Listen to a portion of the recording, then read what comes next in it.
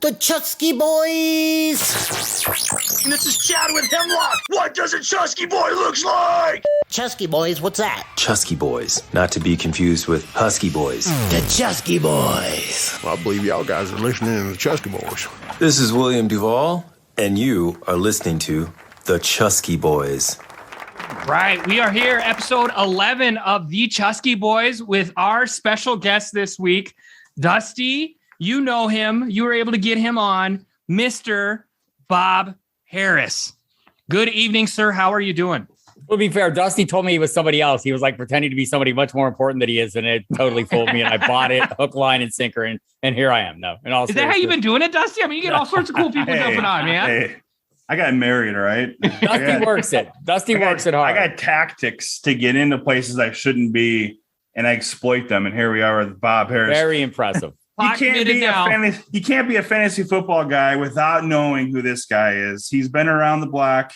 He's won awards for fantasy football. And I brag about this every episode. I think last week it was official that I won 3 out of my 5 leagues. And I can't say it's all Bob, but if it wasn't for Bob, I probably would have won 0 out of 5. Well, I'm glad somebody won. I think I won 1 out of like 30. So well, not my best year. Bob, before we get into too far, and I always do this, tell us, what do you do for a living then? Just throw it out there for us. I study and write about and communicate upon the subjects of fantasy football and have been doing this since like 1993 as my sole living, which means I didn't really make a living for like until 3 years ago. If I keep doing another 40 years, I'll break even at this. So yeah, that's basically it. I'm still, officially I am the senior editor at Fantasy Sports Publications. We have a website called Football Diehards. And so, I mean, just not to bore you with the entire history, but a friend of mine came back. I lived in Tucson, Arizona at the time, had a group of friends. One of them went to California to work as an engineer briefly. He came back and says, "You guys, I found this thing. You're going to love it." And this thing was fantasy football, and we did love it. And we immediately, a group of friends, good friends, started playing it. And it took me about 5 minutes to say, we don't know enough to do this well.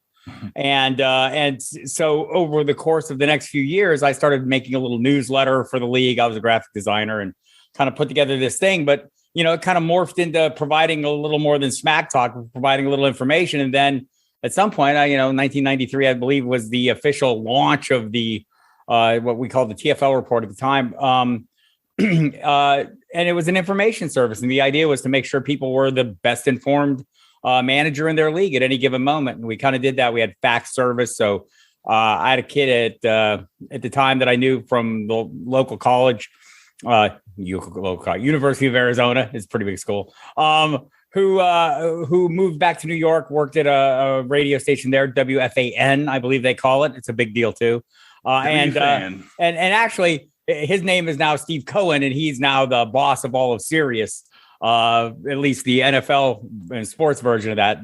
So he would call me every day and tell me all the guys who practiced and didn't practice. I would write it up into a 1-page fax, and we'd ship that out. And so, and that's kind of how it started. And then it's kind of morphed since then. And obviously the entire, the entire hobby turned into exactly everything I thought it would be the day I started doing it. It just took way longer than I ever thought to do it, but it's become quite the thing. And it's been a joyous ride for me watching the popularity grow and seeing the evolution, more people get involved and more really super smart people start doing what I do and making it harder for me to do it. But actually doesn't make it harder. It just expands the pool, right? It expands the pool of knowledge. But the thing that gets me is, really smart people are getting into this and, forward thinking people are bringing innovative new ideas. So it's been a great ride and looking forward to what the next 50 years of it has to offer. So you said 1993 is when it kicked off for you? That's when I started the business. Yeah. So it's been a while back then, and maybe not, you probably don't know the answer to this question. Maybe you have an idea. How many people were doing what you were doing back then? About 5 of us. I was going to say, is there 5 people that were? No, it was a pretty small group. So like I started doing it in 93. I did it again in 94, 95. One of my subscribers asked me if I'd heard of this thing called the World Wide Web. I said, yeah, vaguely. What about it? And he explained to me how all the money I was spending on printing this publication and mailing it out and doing all these things, I could do for absolutely no money.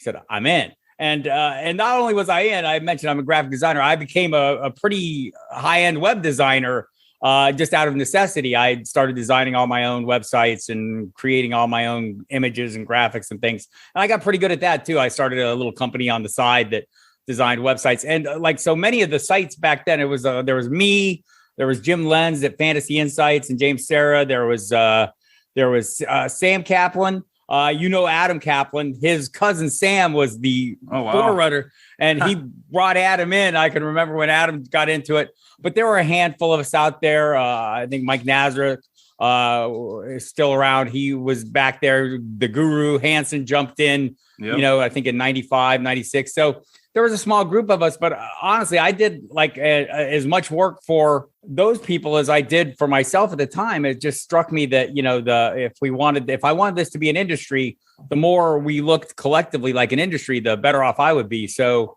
I did a lot of design work, designed websites for various sites. I mean, there's vast portions of Football Guys are still my original design that I did. And I did a lot of stuff back then with David Dodds, and I would sit around and try and hack things and figure out how stuff worked, and from Football Guys and Joe Bryant, obviously. So there was just a handful of us back in the beginning, but it quickly, people started diving in and adding great content and great information. So back in, I'm what am I, 38 years old? So I was 95. I was 12? Child, please. I probably started playing fantasy football when I was 18 or 19. So I've been along with you for a part of the ride, half the ride, 2/3 the ride. How has it dramatically changed from mid 90s to 2021 season? Yes. So, I mean, for the first 4 or 5 years, the NFL wanted nothing to do with it, but that actually worked in my favor. I had like a 800 number. I had 900 numbers. I had all kinds of little gizmos going on. But one of the things I did early on was I realized, that I would call teams and they'd say, God, another fantasy guy. I said, oh, really? Getting a few calls. And they were, right. And so were like newspapers and, the sports desks at newspapers, fantasy managers back then were doing the same things, that we're doing now, except they were trying to, backdoor things. So I started calling all the teams saying, look, I do this for a business. I give information specifically to these people. I'm going to try and sell them something. But if you want to give them my 800 number so they can call me and they'll quit calling you. And they all thought that was great, or most all of them thought that was great. And most all of the media relations department started getting my number to the local newspapers, desks, and they started adding to that. So I started getting a lot of nibbles from that aspect of it. And, I'm not, you couldn't sell everyone, but everyone would call, ask a question. And so I would tell the teams, look, if I have this information, I can give that to them. And you can make one call instead of 500 calls. And they seemed to find that very useful to them. So that was something I did. I also did something early on was with a 900 number where I would get the box scores and just read them into a recording on Sunday night, because everyone scored the same way back then. You got your USA Today on Monday and you scored your league.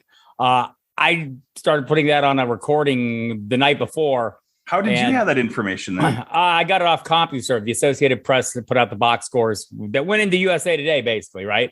I would just read those box scores.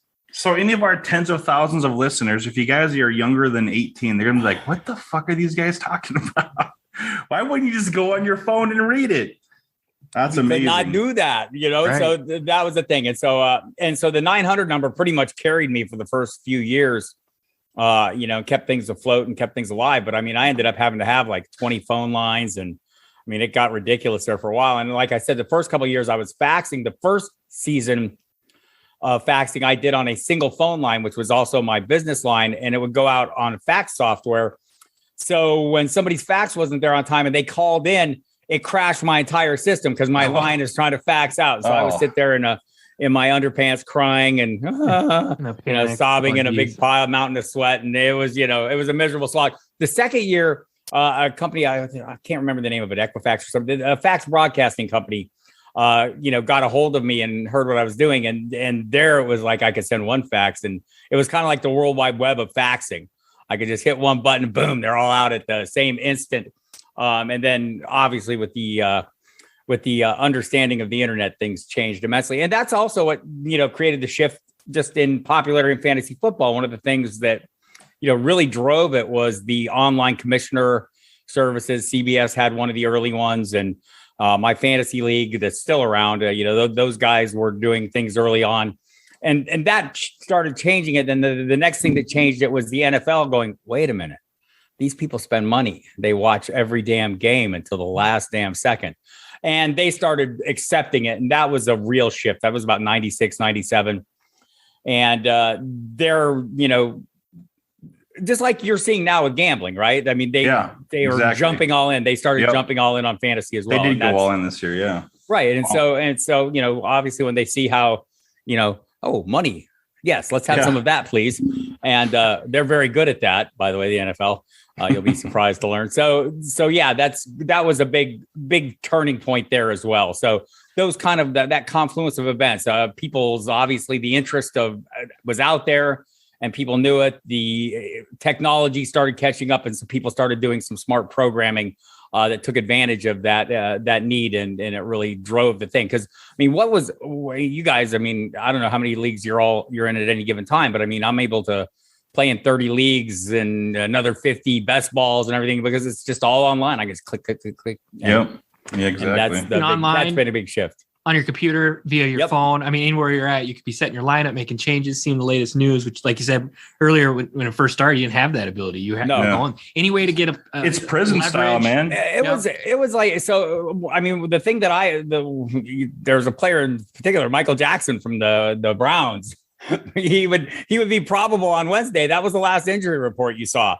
And then on Sunday, why isn't Michael Jackson playing? What the hell? Nobody could figure it out. And then you would find out the next week what had happened or whatever. And so, realizing that, there was this huge gap, that needed to be filled was, one of the things that pushed me into all this. When it comes to, you have your right around the time that you're going to start drafting, which is probably just huge for you, extremely busy. Then you got waiver wire and everything else in between during the season.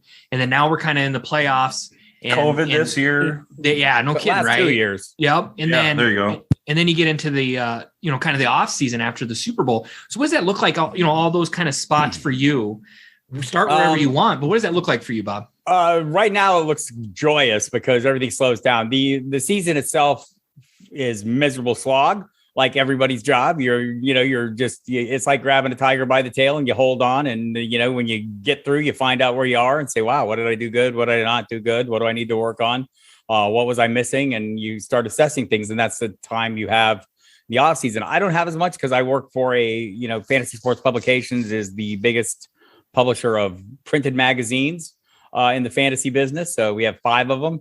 And so probably in another 2 days, I'll start working on those. And so it's really become a year round. And part of this is because the NFL has created a 365-day a year reality show. There is never a day without some bit of news or drama. The more drama, the happier they are. And they're joyously rooting Russell Wilson and his behind the scenes, troublemakers on.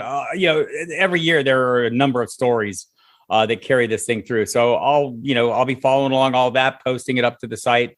And then once you hit, the magazines get done in July, you have a couple weeks to breathe, and then August hits and it's all over again. And once we start moving through it, the season is intense. There's a lot of drafts. I do a radio show quite often, and that eats up some time every day. So it's pretty much a nonstop. Once the season starts, it moves really fast. So the radio show, what else? What do you do for a radio show then? SiriusXM, right? Yeah, I'm on SiriusXM. So I've been doing this for like 10, 11 years. And basically I do what I'm doing with you guys. I just sit here and talk. It's, and the way a lot of this works for me, and the reason it works for me, and I can do some of these things, especially the radio. I mean, you're steeped in a topic. And so I can sit there and talk about it. Every day of work is preparation to go on the air. And it actually, I'm going so fast during the day. Information has become so easy to come by, right? And, where before you had to fight and scrap for it, now I have to, now the job is not actually, collecting and putting out all the information. It's deciding which information is useful to the subscriber and won't overburden them, right? So you're sitting there. So we've gone from a time where you're literally out there with a divining rod looking for a drop of water, to now you've got like a fire hose stuck down your mouth and someone turns it on full, and that's called Twitter. And so you're basically, bringing all this information in, trying to sort out what's good and what's not good. And as you do that all day, you're moving really fast. And so it's really nice. Mostly my shows have been in the evening or, drive time, 6 in the evening, whatever. It gives me an opportunity to sit down, stop, and process all the information I've been putting out throughout the day.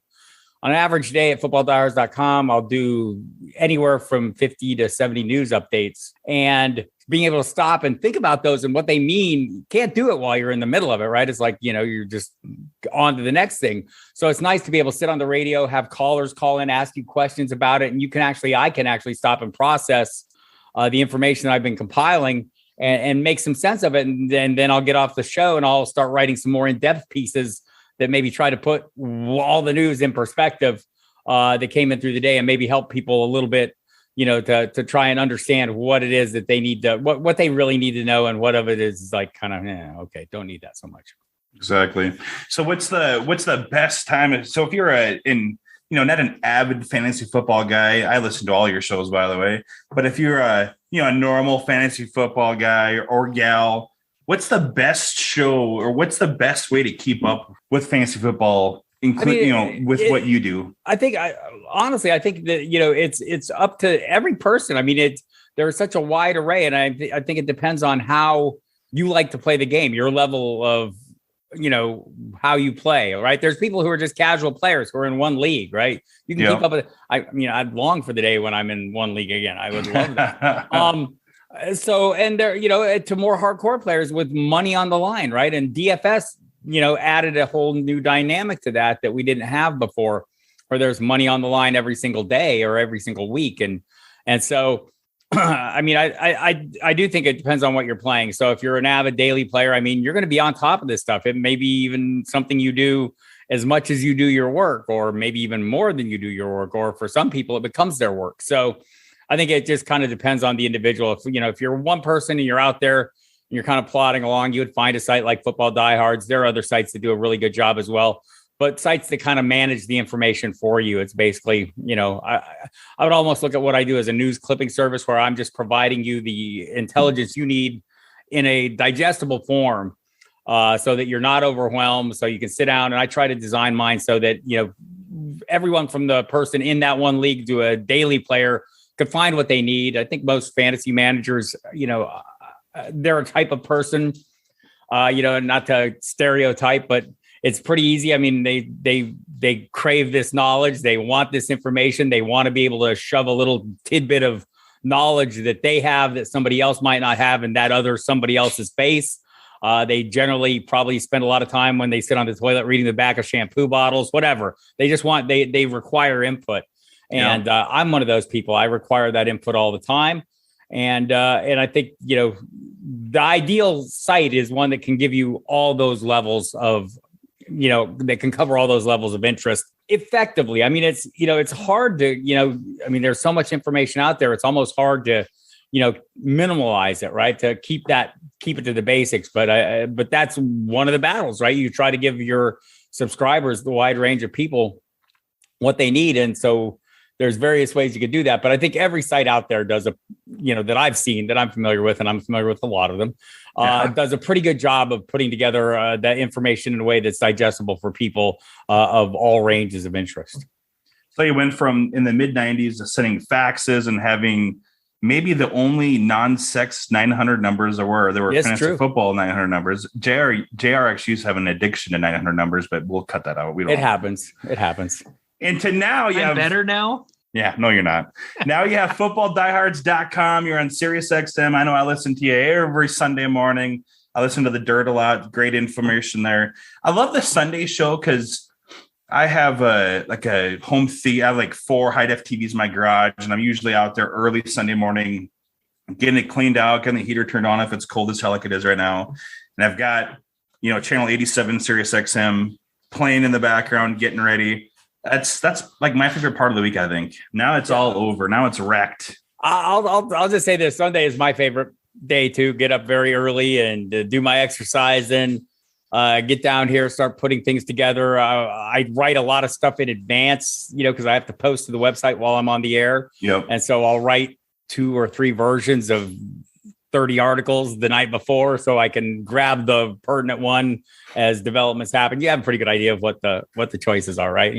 What the players everyone's chasing are. So do that. Or Saturday mornings on YouTube, and I'm always there watching you. Say, I'm on YouTube, just shooting the breeze, right? I mean, that's another thing I'm talking about cats and Pantera. Yeah, I want to do a little more of that in the future. I think it's a good way to interact, but I need to find better ways for the people, that come to interact with me more visually than just in the chat. So working on some Twitch, maybe? Yeah, something like that. We're going to work on some ideas for that make it a little more. I used to do it on Periscope, and I mean, it was so fast. Yeah. A half hour of that was like a 7-day work week. And so, that doesn't even include the Russian bots. So we're going to ask me all kinds of interesting things. So that's, there's always, yes, it's already antiquated technology that's like 2 years ago. So yeah, it's already, I got into Periscope because of Howard Stern with, okay. Was Howard Stern good? JR and I are big Stern fans too. That's kind of actually kind of why I'm keeping up my SiriusXM. I mean, I still listen to Howard, not as much as I used to, but I definitely listen to Channel 8 to 7 every day. So he's never live anymore. Guy's got the best job in the world. No, I was never like a Howard guy. I know that, people are, and look, like some of the people, Richard Christie, who's, part of that whole thing, is a great fantasy player who is very intense. Also in some of my favorite bands, like Death. And so he was, an amazing drummer, and I am a less amazing drummer. So met some really cool people through Sirius, and he's one of them from the Stern world. But I'm generally speaking, I'm working. I don't have a lot of time to sit there and listen to things like Stern. Yeah, you're working. I mean, now, so like during the, we're January 19th, we're past the wild card round. So things obviously slow down for you. So now you work just like a normal, you have your evenings, your weekends, you have a fiance, you can spend time with, her. Where during football, September, October, November, December, it's balls to the wall, Black Friday every day for you. Yeah, I'm a prisoner. JR and I both came from the retail world, so we know what Black Friday is. That's honestly, that's pretty much how it is, except with more fighting. Yeah, more fighting and more of a chance of a heart attack. Bob, who do you think this year? Who is your top 3? I don't know if I'm going to say best or favorite fantasy players this year. Who was if you had them on your team? So I probably had them because I did really well this year. Who were the guys to have? It was Jonathan Taylor. Austin Eckler was right up there. Obviously, at the wide receiver position, it was the usual assortment. If you had Cooper Kupp, you were wildly, phenomenally successful and happy. I think Devontae Adams, I'd feel the same about him, although there were some receivers who finished better. Those are some of the solid. I'm a big Mark Andrews advocate, and I thought after a slow start, he kind of turned it loose a little bit for us, and became exactly what I thought. And, pretty much to me, I think he's the most talented of these guys. I know that might be sacrilegious to say to Travis Kelce fans out there, but, sure. But I think right now Andrews is a receiver, and look, Darren Waller's a similar kind of player, right? A guy who's essentially a wide receiver that plays tight end. Yeah. And so I think some of those guys at the quarterback position, I think there were a handful that probably could have carried you through, but Josh Allen was obviously the one who allowed you to be a dominant force, that rushing equity that goes along with a pretty decent passing arm worked out pretty well for everybody. So, but Jonathan Taylor was, he's the guy that everyone's going to be drafting first overall in. So he is the number 1 pick next year. I can't imagine, so this year, going into this year's draft, it was Christian McCaffrey. I think I was, in the 100 drafts I was in, he probably went first overall in 98 of them. Or something in that range. And I think the 2 he didn't go in, one of them was they took Jonathan Taylor, by the way. So good on them. But I think you're going to see Jonathan Taylor. Look, you can't, this is an impossible thing, predicting the future, right? It's what we do for a living, yet it's a very tricky business. And your success at that comes over time from understanding volume, understanding what, who's going to have the football in their hands. You can't produce points without the football. And so, if you can find someone who commands the share of the offense, I mean, Najee Harris commanded that share. I would like to see him do a little better production with it. Maybe they can upgrade the offensive line in Pittsburgh. But I mean, I'm a volume chaser, and I know the people in this business who, to me, have been the most successful and the best analysts, and I'll name check some people, but, like Mike Clay, I mean, at ESPN, I'm big follower, big fan of his, love his work. And that's one of the things he does. We're chasing volume, and when you do that, it does, there are no guaranteed outcomes, but like, it's pretty simple logic to say, look, this guy cannot produce unless the football's in his hand. And we saw that with Cooper Kupp, right? The volume was amazing for him this season. And that usually isn't how we view wide receivers. It's usually more of a running back thing, but it works for wide receivers as well. When you look at that, and you kind of say Jonathan Taylor, do you take in consideration the previous injuries and stuff? Because I always kind of stayed away from McCaffrey just because it seems like year over year he just can't stay healthy for whatever reason. So to be fair to him, it's been 2 years for the injuries, right? So I am injury agnostic. Football is a tough sport. Everyone's going to get hurt. Derrick Henry, you can look at him this year, and here's a guy who people who are leery of workloads and start paying attention to that kind of thing, they maybe shied off him. They lost out, and then he got hurt, and they could say they were right.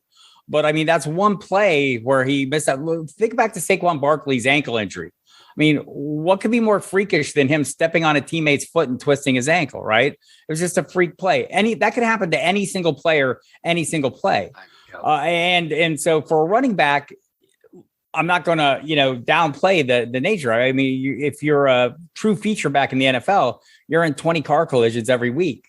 The odds of getting hurt are pretty high, but also the rewards while you're healthy are pretty high. And if you go back to Christian McCaffrey right now, look, I'm not going to sit here and say it was a great season for him, and because everyone who drafted him first overall is pretty ticked off about the outcome. But the games he played, he was the highest scoring player. He was scoring 30 points a game, right? Because that's what he does.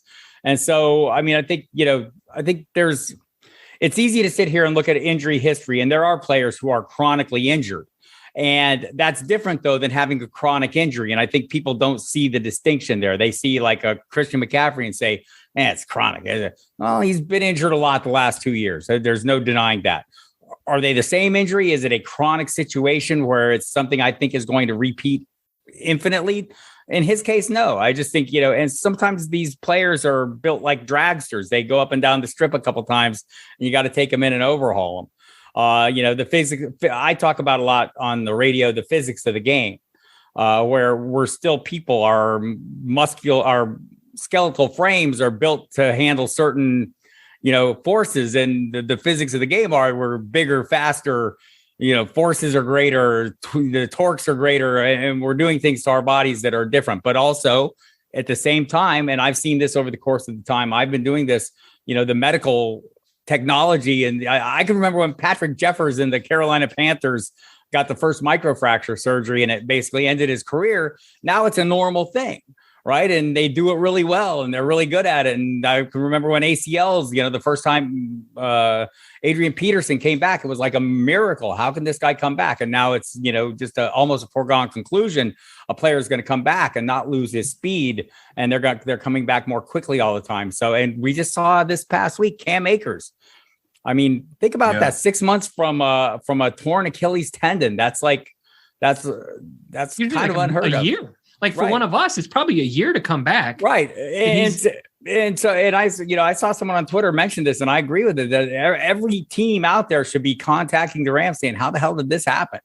Right. We need to figure this out. So, I mean, what did you do? That's part of the thing with injuries to me. But, every player in every game does not walk away without something hurting. Yeah. And so, that's part of it. So injury agnostic is, something is something I preach. And I get it. I get if people say, man, Chris McCaffrey's injury prone. Michael Fabiano on Fantasy Dirt with me. He will jump right away to the injury prone card. And I understand it. I get it. And, and at the end of the day, when Chris McCaffrey gets hurt, he can say he's right. And I can't say he's wrong. So, I try to play the guys that are the best players. Everyone can get hurt. Anybody can get hurt any given play. And I kind of just accept that as part of the game. So you said Jonathan Taylor next year should be a number 1 overall pick, which I agree with. He will be. I think he will be. Whether he should be or not, he will be. Okay, yeah. will be. Okay, will be. So how about C-Mac? And is he a top 5 guy next year? with the injuries he's had? I think no. I think this is something that I've done for many years as I try to leverage those fears and the disappointments.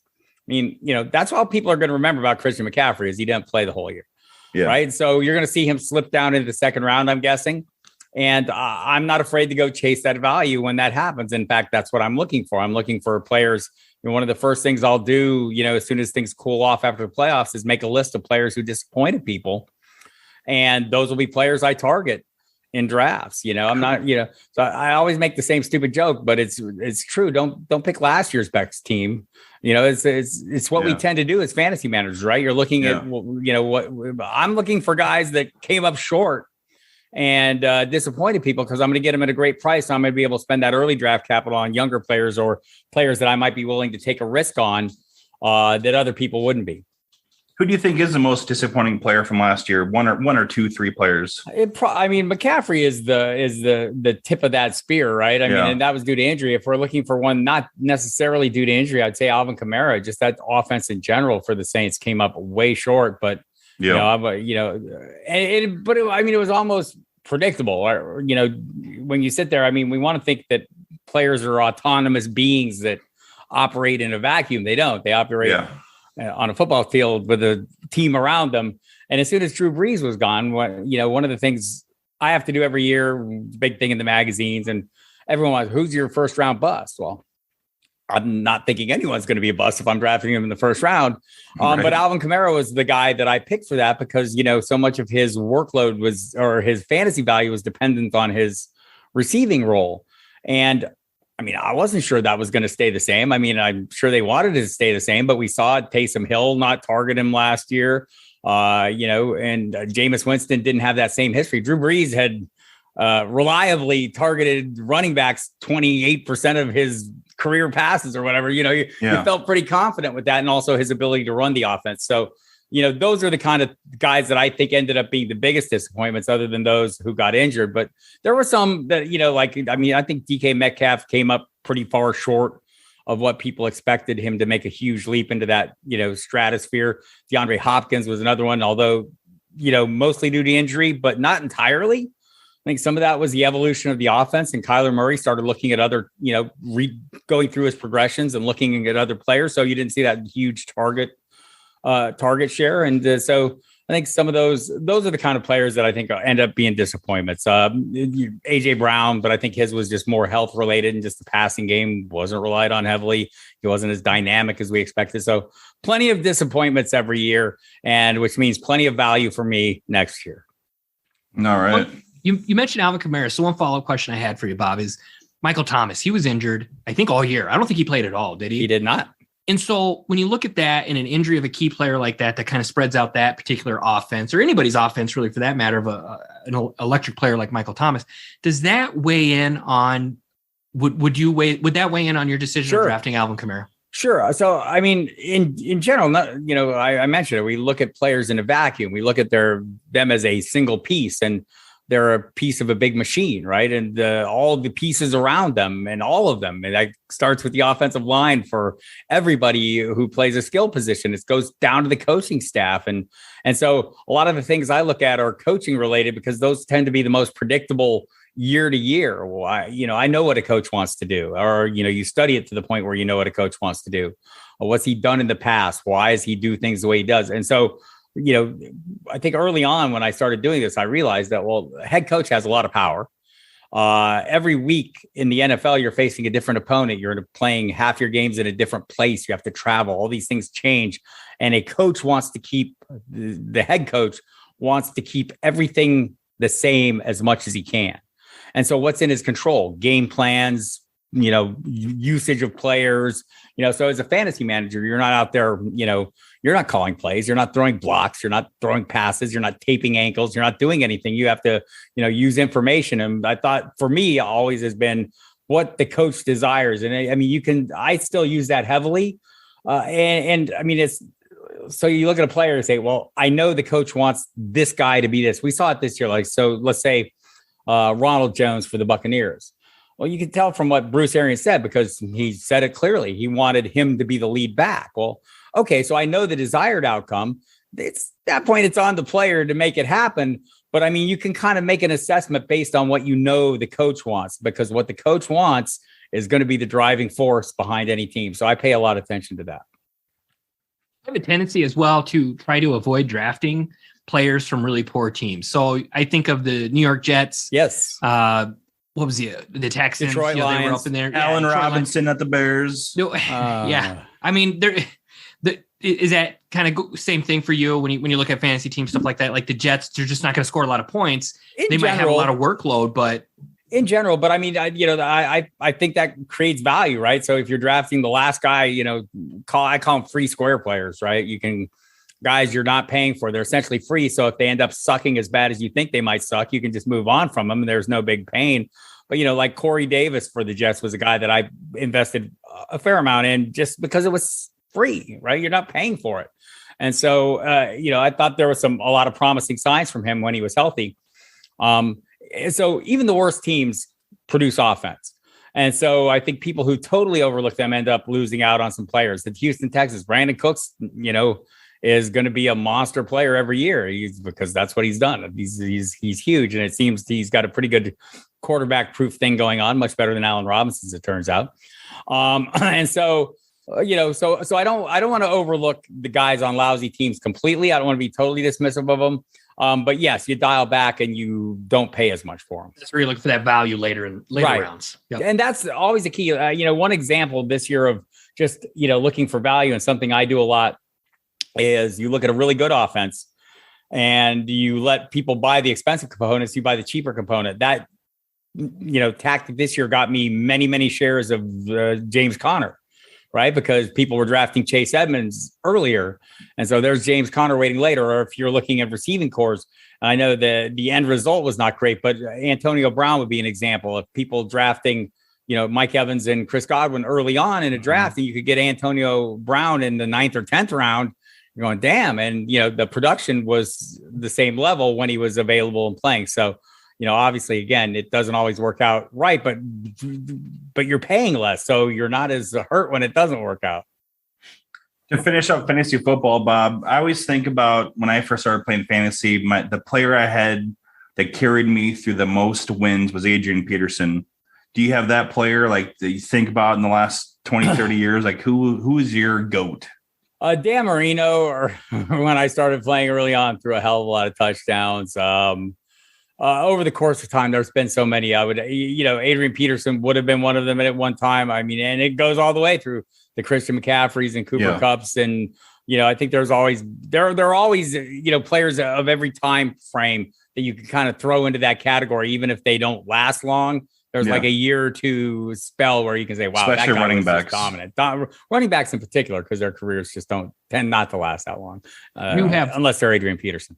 Right. I do have who he can't quit, actually. He wants to play next year, too. No, he wants to play again. When it comes to draft position, what do you prefer? Where do you want to be? You want that number 1 spot? You want that snake draft where you're at 12 and then you get picked 13? Where are you at? Where are you at? It depends on the year, right? And what's going on. So, I mean, there are times when just about any year I'm fine with the first pick overall, and you take that guy and you hope for the best outcomes. I'm pretty happy with the tail end of drafts where you get to draft fairly close together. I think the drafting earlier, though, when you're drafting at the tail end, I feel like it kind of forces your hand, because you'll maybe take a player with that second of your 2 picks, if you're back-to-back or nearly back-to-back, that maybe you're taking just because you think they won't make it around to you, right? So you maybe have more of a tendency to reach where if it's that early, you have that with the long wait, but then the 2 picks, I feel like I stay a little more in front of the draft. Like I have a little more flexibility, usually because you have that first player you're super confident in. And then you can maybe take a chance with your second pick, knowing, and then I can play it safe with the third pick. And that's another thing, is building risk within, you can draft a risky team, right? You can do that, or you can carefully draft a risky team, meaning you build risk into each position group. But also you build some safe players into that as well, so that you can feel a little comfortable that you're going to have some good floor players, but you also want those high ceiling players that come with some risk. And I think that early draft pick helps me do that a little more. Well, Bob, other than fantasy football, which we all have in common, we also have a love for music. And I think all 3 of us are gigantic metalheads, Alice in Chains fans. Alice in Chains is a common theme on our podcast. We've had Brian Herb, who's Cantrell's guitar tech, who I've got to know over the years, some other people that are involved with them.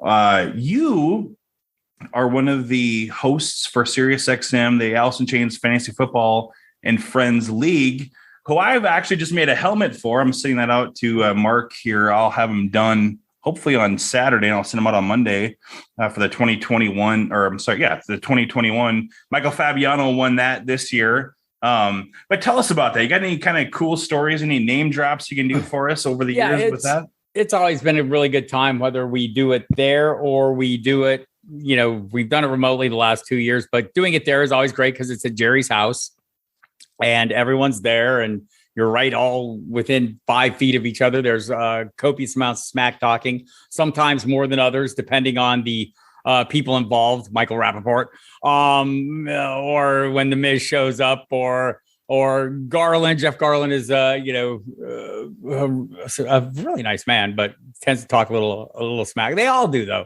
and it just tends to be a really good time. It's a really collegial group of people who get along really well, who enjoy the sport. Jerry himself is a thoughtful fan of the NFL. He knows a hell of a lot about it. He'll downplay that, but he's not a year-round studier, but once he's into it, he's into it. Hard to be a fan of two teams, as he is Steelers and Seahawks, right? Yeah. So, but he manages all that, and I think some of the guys are not as intensive players. Duff McKagan, a big Seahawks fan who tends to go Seahawks heavy, but he gets a little assistance, and he's done better since I've started doing this. So it's just a great time, great group of people. Inez is fantastic, just a super nice guy to stand around, and we talk music endlessly. He will talk endlessly about bands, musicians, just all the nerd stuff. As nerdy as you want to be, Mike Inez is equally nerdy. So really enjoy it. And super nice guys, and Jerry as well. I think the last time I was there, I had a really good time. Just, kind of over the course of time, you appreciate different aspects of what people do. And I think, a lot of fans view Jerry in a certain way as, a guitar kind of king, that kind of guitar god guy. And he is that, but I think he would view himself as more of a songwriter, a crafter of music. And to hear him just sit around and talk about that at length is super cool. That's awesome. And it used to be you had it broadcasted on SiriusXM the last couple of years. And before that, I know there was some video. Yeah, we've been doing it for like about 5 years, I think I want to say. Yep.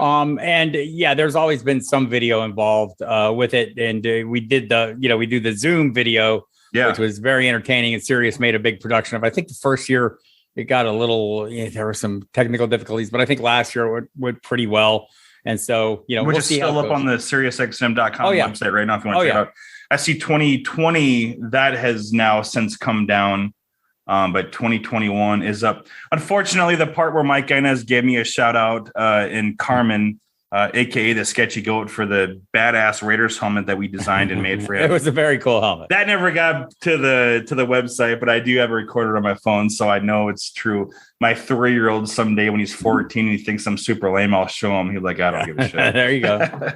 There you go. But it's always been a great time. They've had a kind of a series of people go through. Michael Bublé is now part of the league, and one of the things he did was he came on my program, Football Diehards, and sang a metal song a cappella, which was an amazing moment in my life to have Michael Bublé sing. What do you sing? Nazareth, Razzmatazz. Just start belting it out. So things like that. Is that online, Bob? It might well be. And also just over time, because we're kind of the my show in particular, Football Diehards, associated with metal. We play nothing but metal throughout the show and everything. I get a lot of guests that are going through Sirius. Has people come through that are promoting books or whatever, or tours, and I always get the primo. Get to talk to all the people that I've loved for many years, musicians, and have had a great time doing that. Whether it's Anthrax, Bruce Dickinson, Zakk Wylde, the usual assortment of people over the course of time. It's been a ton of fun. What's the best concert you've ever been to? And who's your favorite band? Yeah. So I'm a big Tool fan. I'll see them in a couple weeks here in Dallas. And this will be one of the many times I've seen them. But I mean, I've seen so many good shows over the course of time. I love everything. I've been known to spend a lot of time at more club shows where you see a lot of great, not huge name bands, but, kind of the Kill Switch Engages or whoever, just that kind of level show. Love those, love the big arena shows. So, Tool has been a highlight, and I'm looking forward to seeing this show. I've seen the set lists, and I'm already all stoked. Yeah, they're playing some stuff they've never played live before. Yep. I saw jealous. The pot. Yep, and calling voices, and you actually had Danny Carey out playing guitar. Yeah. And the disappointing thing, I've seen Tool once. They came to Rapid City, South Dakota years ago. I think it was during Lateralis. And it was amazing. It was a show I brought at the time. She's my girlfriend. Now she's my wife. It was amazing, loud, amazing, just great music. Like I said, I keep saying loud, but it was they had things like this is one of the loudest concerts you're ever going to be at. Yeah. In June of 2020, they were going to go to Sioux Falls, South Dakota. Oh, okay. Dusty had tickets. I had tickets. We got good seats. I saw him here before in Dallas before that tour ended. I saw. Well, I shut down. Because the pandemic shut down, and 2 weeks to flatten the curve. Like, okay, hopefully, had our tickets. Yeah, 2 weeks. We physically had them, but it's on our phones, and they squashed it. And what was nice about Tool compared to some other ones, because Theory of a Dead Man, I'm also a fan of not necessarily all metal, and they had they've rescheduled it 3 or 4 times. This show that's supposed to happen in Deadwood, South Dakota, and they had to cancel or postpone it because of weather, and they're not canceling it where you just get your money back. You know what I mean? We're Tool, They're like, hey, we don't know when we're going to be able to reschedule the show. We're canceling it. We're not going to tie up money, because there's a big thing with promoters holding on to money, saying nope, still good to reschedule. Tool's like, we're not going to do that. Not cheap Tool seats. And it's still disappointing. And then of course they have the new tour coming out, and they're not hitting Sioux Falls again. I mean, and that's horrible. It's so I'm a big fan of Maynard, Danny, all the guys in the band, but I've seen Maynard in all the various forms and permutations, and also went to his 50th birthday concert at the in LA at the outdoor place. What do they call that? There's a name for it. What is it? God, I can't think of it at the moment. Drawing a total blank, but it's an big outdoor coliseum there at Griffin Park. And so it was basically all of his bands were there, and they just all kind of sat on the stage in lawn chairs and stuff, and just kind of rotated in and out. So it was a little perfect circle mixed with Pussifer. And then at some point, it was Danny Carey and Justin Chancellor came out. It was everyone but Adam Jones. And so it was like an amazing show. So some of those things have been great as well. That's wild. I know it's good. It's during football season. It's during the Sturgis Motorcycle Rally. Bob, are you familiar with the Sturgis Motorcycle Rally? I have heard of this event. Jackal will be there, I can assure you. Jackal's always there and always on Thursday of the rally. Okay, but one of the bands that I've met the guy so many times. One of the bands that just got announced, though, that I think is right up all of our alleys is Rob Zombie at the Buffalo Chip is set to appear. That's on a really good show, yeah. He does. That'll be the 3rd or 4th time I saw him open up for Ozzy a couple years ago, and it was it's good stuff. So so many. I mean, over the years, so many great shows. It's tough. I mean, you start getting to a point of you don't really have your best, because they all kind of this time of my life, it was this one, or if it was that one, and it's just tough to compare them all, just because it really is. They are all fantastic, and each one should be held in its own right as a special event in your heart. The one venue that I always remember, though, and I love going there, is Red Rocks, though. I've not seen a show there. I would love to see a show there. I've watched videos of many shows. Opeth's show there is amazing. But many shows I would like to see some bands there. Yeah, we were able to see Breaking Benjamin, Disturbed, and it was a wonderful night because it's outdoors. There's always a bit of a risk there, and it was one of the best shows we've ever been to.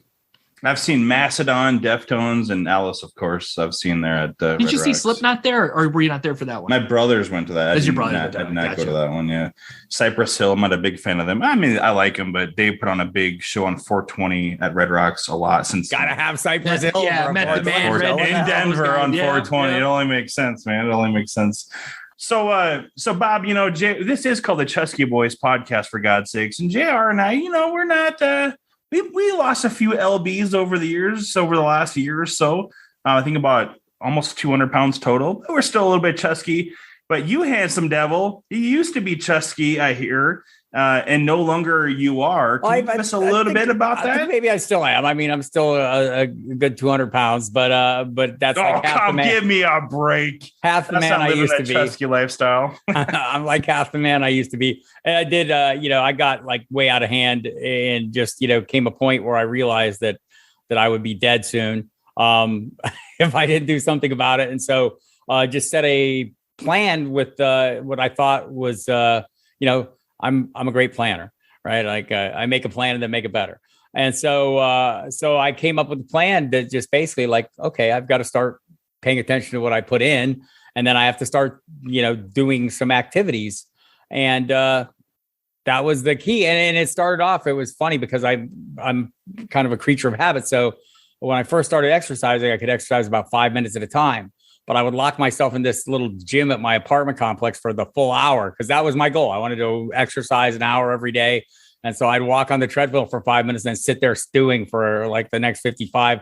And obviously it changed, but but I think the key was setting long-term goals and learning as I went along, how to adjust and adapt and make the plan better. And it took a long time. I set a goal, a really long-term goal. I wanted to be my high school wrestling weight, which was, just an arbitrary thing I plucked out of the air. I said, I want to be 190 pounds. And so I got there and I thought that but it took like way longer. I thought I gave myself 5 years and it ended up taking about 8 years to get there.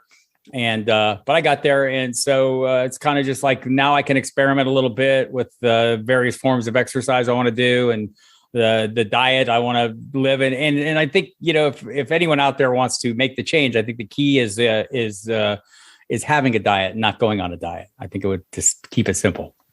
Yeah, kind of a lifestyle. And you've been able to maintain it though, right? Yeah. A lot of times you hear people, they'll do something dramatic. Right. And it all comes back. It was all, so as I started, I said, this has to be sustainable. It can't be something I'm going to do for 2 months and then not be able to do anymore. And so that was part of working on the plan and honing it and dialing it in.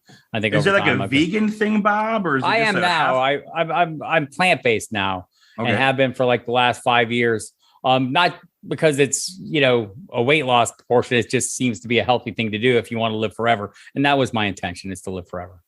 That's good.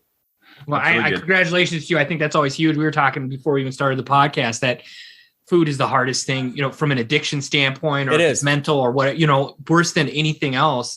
And, I think I personally could say it in Dusty as well. Just, it's so tough to. Right. It's tied to a comfort, right? I mean, so many of us, when you're, whatever emotional state you're in, that's kind of a go-to for comfort is the food place, right? Because that's, kind of how we were raised. And so I think breaking those habits it's one thing I'm pretty good at is knowing when to quit something and also being able to not quit something when I decide. So that's a key as well. I think deciding, you can sit here and say, I want to be this and, okay, so you want to be that, but you have to decide to do the things it takes to be that in order to actually get there. And I think that's the switching point for me on everything I've ever done in my life is once I decide, then I tend to get there. That's good stuff. Bob, we always end the show with a couple different things. Well, first off, before we get to that, we are going to do I know we're out of time here, but we've got 4 games this weekend, right? We got the Bengals at the Titans, San Fran in Green Bay, those bastards, Rams at Tampa Bay, and Bills are in Kansas City. They're pretty dang tight games. The biggest spread right now is San Fran and Green Bay, 6-point spread. Over-unders are pretty high, especially that Bills and Chiefs. Holy cow, 54.5 points. Bob, do you have any lock-ins? Do you have 2 good ones for us that we can do like a celebrity pick of the week for us? Yes, I bet nothing but overs. Take them all. Overs club. Never take the under. I will not take an under unless somebody's life depends on it. And even then, I have to decide who it is. And also, I'll take the Packers and that big spread. I'll take the Packers. You like Packers -6? I'd like the Packers -6 in Lambeau against a quarterback that's beat up. And it looks like they're getting increasingly healthier on defense. It seems like Zadarius Smith will be back. And also on the offensive line, Billy Turner's back and Bakhtiari's going to play again. So I think there's a lot of things to like there. Mostly the thing to like, though, is Aaron Rodgers to Devontae Adams and the backfield. And so I think those things will be enough to carry them. I think San Francisco is very good, right? I just don't think they have the firepower to pull this off. Yeah, I think you're right. I'm a big Bears fan, so I always take Packers like I did the futures bet this year, NFC North, NFC, Super Bowl. I always tell my Packers friends fans, which unfortunately there's a shit ton of them around here in South Dakota. It's either a win-lose or a lose-win, right? Yeah. Either they're going to win or I'm going to win some money, or they're going to lose. I'm going to lose money, but I'm going to go to bed with my head held high. So we're going to lock Bob Harrison, Packers -6 and the over 46.5 points. It's in Lambeau. I have no idea what the weather's going to be like. It's probably not going to be great. It's going to be, it's going to be cold. Although the winter here, this winter in Rapid City in the Black Hills of South Dakota has been fairly mild. It was cold today, but it's going to be up to the 50s by this weekend. So we'll see if they get a foot of snow in Lambeau. That'll maybe affect the over-under just a little bit. But that's good stuff. We're going to lock in, Bob. We appreciate that. Bob, we got another question we always ask all of our folks here. And you might have heard of this. It's kind of making its way around the internet by now. Jared, why don't you kick us off? Bob, we always have a question, right? For anybody that we interview. So if you think about it, so if you're not chubby and you're not husky, what the hell are you then, Bob? What could you be? No, you'd have to be Chusky. You damn right you have to be Chusky. What else could you be? To me. Everyone knows this. It's like second nature, I think. That's right. He said I was making it around the internet. We are viral. That's not true at all. By the way, we took our bets off of betmgm.com. JR and I will get into our bets here after a bit. But, Bob, we really appreciate you being on. How do people interact with you, Bob? What do you have? They can find me on the Twitter at Football Diehard or the Instagram at Football Diehard or on the internet at footballdiehards.com. You can hear me on Sirius. Check your local listings. Times may vary. There it is. Bob Harris, thank you so much. We appreciate it, Bob. Thank you, fellows. So recapping wild card weekend. JR didn't have a good wild card weekend. Dude, I don't want to talk about this. Like I am like the worst. Awkward. It is not good. Now, I am not a true handicapper or anything like that. We talk sports bets. I do not recommend you do anything I do, and here's why. Okay, so I'm just going to go through my 4 and just get it out of the way, and then we won't even talk about you, Dusty. We'll just move on. Okay. So I had Las Vegas and the Bengals. I went with the over at 48.5 points. Ended up being just 45 points. Goddamn Vegas just knows. Okay. Cowboys at Niners. You guys all know I took my Cowboys to win by 3 points. They fucking lost outright, 17-23. This was family friendly for about 50 minutes. Yeah, we're gonna move on from that. I don't want to talk about that. Steelers Chiefs. I went with the high points. I said 12.5 points. Steelers are gonna keep it close. They did not. Big Ben 21-42, and I think even then it was garbage time at the end. I felt rest in peace, Roethlisberger. Big Ben, you're done. Hang it up. And Eagles versus Bucks. Once again, I saw 8.5 points for the Eagles. I'm like, yeah, they'll keep it close. They did not. 31-15, and even that once again garbage times. So that grand total. So don't forget our fellow thousands of listeners. There's a $20 bet on this. $20 bet for all of the playoffs. And I'm 0 for 4. I started 0 for. It's ridiculous.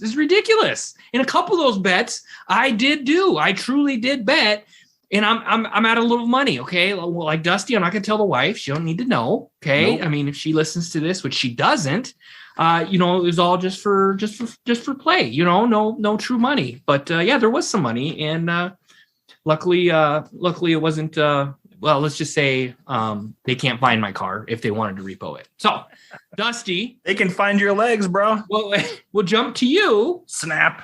All right. Now you went a very handicapper. Assuming I went 4-0. I can only assume that. Respectable. We're going to say 3-1. Okay. Well, hold on a second. Yep.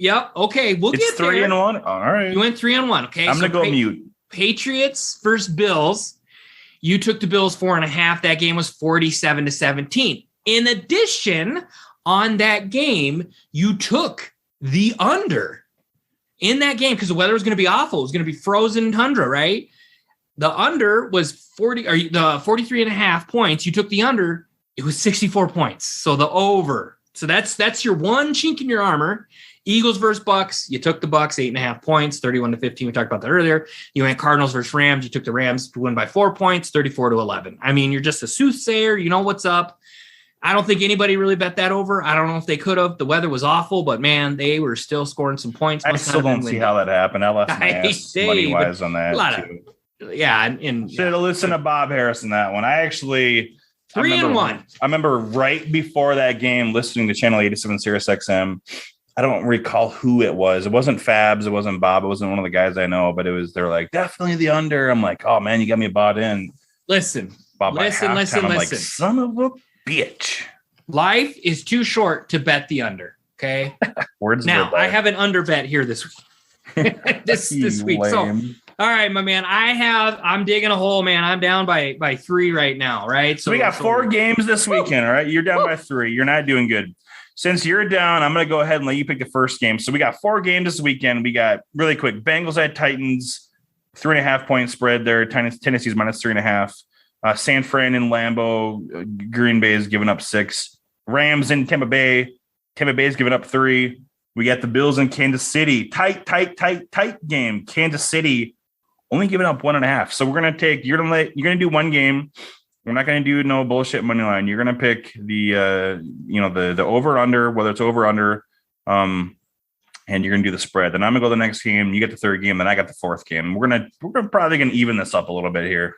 You want to bet both the spread and the over and under? Yeah, for each game. All right. You got 2 games. You pick your first game that you like. All what right. do you like? Cincinnati Bengals. I'm taking them plus 3.5. That particular game, I don't think they're going to score a lot of points, and I am going to take the under in that one. Ironically, my notes have the exact opposite. So that's good. I'm glad you took that game. I got the Titans. Not that it means this isn't my bet because you already took the bet for me. I actually had the Titans minus 3.5 and the over 47.5. I don't know why, but I did. Being a proud Bears fan, and a proud American, I hate the Packers. But I'm going to have to take them.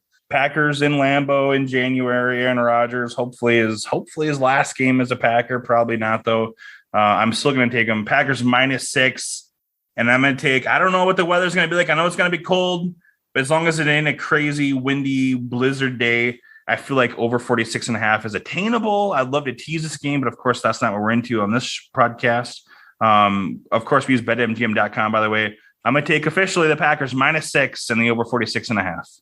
So, JR, you got 2 games. You got the Rams or the Bucks. You got the Bills in Kansas City. Which game do you like the most? Decisions on this one, my man. It's tough. There's tight spreads, right? That LA Tampa Bay is only a 3-point spread, and Bills in Kansas City. Usually you get, 2 points to be at the home team. Like this almost has the Bills favored to beat the eventual AFC champions, because the Bills are only plus 1.5. It's in Kansas City. So heck, this is tight. Well, sir, the game I am going to take is the Kansas City Chiefs. Okay. I'm going to take that at -1.5, and I'm going to do that under again at 54.5. So you're going to do Kansas City minus 1.5 and the under 54.5. So to hit the over be 55 points. That's 28-27, baby. 28-27. 7 times 8. I did go to school in Sturgis. So 28-27. All right, 28-27. 7 times 8 is 56. So that's like 7. That's 8 touchdowns they'll have to score. Essentially, not quite, but close. 56 points. Okay, well, all right. Well, the next one was my gimme game. I'm glad this is like getting your favorite player at the end of the first round of fantasy football, since that's the theme tonight. I got the Rams plus 3. I know it's crazy, old TB12 or whatever goofball's name is, or in Tampa Bay, but you know what, man? Those LA guys, they're sunny weather guys. That Stafford Cooper Kupp connection. We talked about the players that LA is getting back this week earlier in the podcast. I got LA plus 3 in Tampa Bay, and the shoe-in of the week for me is the over 48.5 points. I gotta feel like Stafford's going to throw 3 or 4 touchdowns, 400 yards. I think Brady's going to throw 400 yards, 4 touchdowns. 3 or 4 touchdowns, I should say. I think the Rams, it's going to be a close game, and I think they edge them out, and then maybe even put Tampa Bay Tom away for good. Good.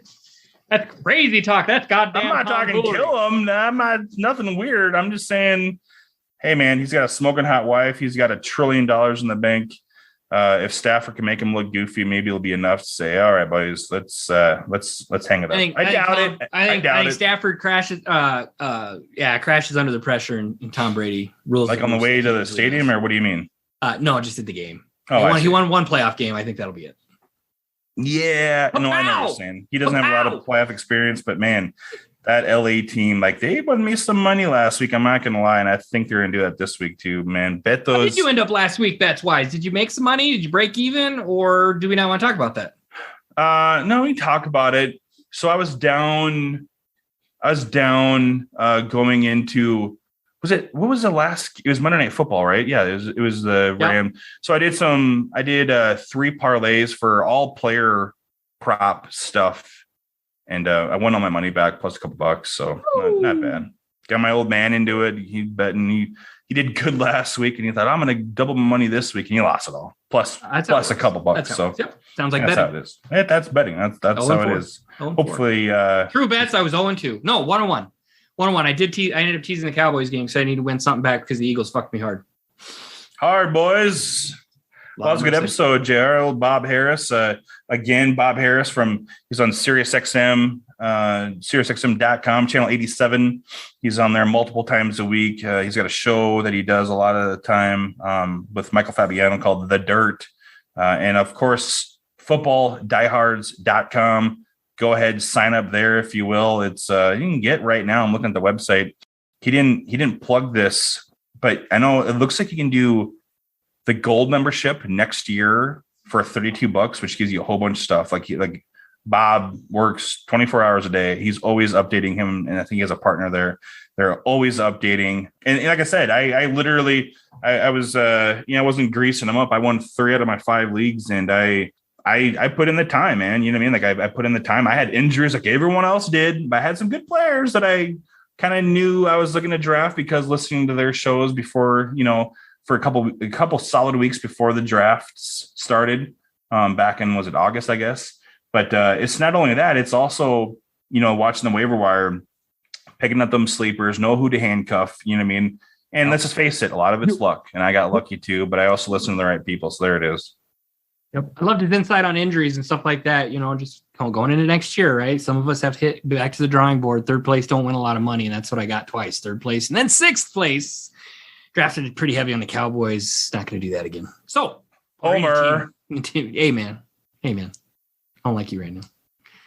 Dusty, episode 11 in the books. Bob Harris, fantastic. Episode 11 in the books, boys. Feels like 211. Our thousands of listeners feels like it's, just started. Because it did just start, and they're loving it. Listen, let's hear from our fans, right? We're thinking about doing a merch store, getting our logo out there, getting that on some hoodies, getting that on some T-shirts. No, you can't get it in a small, medium, or large. It starts at 2X, baby. Starts at 2X. Either it's a night shirt. Whoa. Not only 3X, 4X, 5X. There's big. Let's hear from you. We're going to get garbage bags and have our logo and vinyl put on the garbage bags. And we're going to put a hole for your neck, 2 giant holes for your giant arms. Hit us up. Hit us up on our Instagram. Email us at thechuskyboys@gmail.com. If you're interested, we got some sweet stickers that we have. You know what? If anybody hits us up on Instagram or hits us up via email, any of the methods to reach out to us, you want a sticker, we'll send it to you. Free of charge. Get us out there. The Chusky Boys, episode 11 in the books. We love all ya. Hey, check us out on Facebook, Instagram, Twitter, of course. Like you said, we're going to have a poll put up here before the games this weekend. We just want to know who you think's going to go to the Super Bowl. Maybe your team's in the Super Bowl. JR's team's definitely not. Cowboys got whooped this last weekend. But maybe you're a Rams fan. Maybe you're a Bears fan. Handsome guy like myself. We want to know who you think's going to the Super Bowl. We don't care about your favorite team. We want to know who you think's in the AFC, who's in the NFC. Don't make us look stupid. Go out there, bet on our poll, and have some fun with it. And guess what? If you pick the 2 correct winners for the AFC and NFC, we're going to put you in a drawing, and we're going to get you out a Chusky Boys mug. It's what everyone needs. Make it through winter, baby. That's it, JR. Hey, boy. If you ain't chubby, you ain't husky. I assume you're Chusky. You goddamn right you're Chusky. Woo! Chusky-ish. Good night. Peace.